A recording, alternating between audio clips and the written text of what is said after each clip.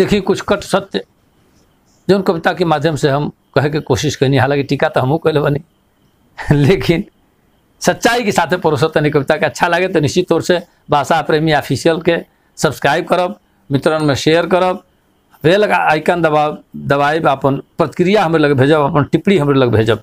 सुनी कि टीका चंदन क लिहल उ सगरे लोग पुजरिए नहीं खे, टीका चंदन क लिहल उ सगरे लोग पुजरिए नहीं खे, हम मांगो ताजे भीख रोज ओहू में सभे भिखरिए नहीं खे।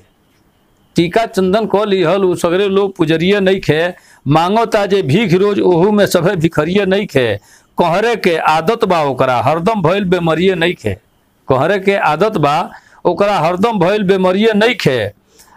कार जीप में बैठल बा उ रखले सभे सवरिए नहीं खे, बखरा बाट लगावे वाला काटत सभे दुवरिए नहीं खे। जितना लोग उड़ावे कुटिया सबकी घरे बकरिए नहीं खे, 56 भोग लगावो ताऊ भाजत सभे कुदरिए नहीं खे। आ डमरू ढोलक बाज गए तब आइल रोज मदरिए नहीं खे। लूटपाट मारे काटे में सगरे लोग बिहारिए नहीं खे।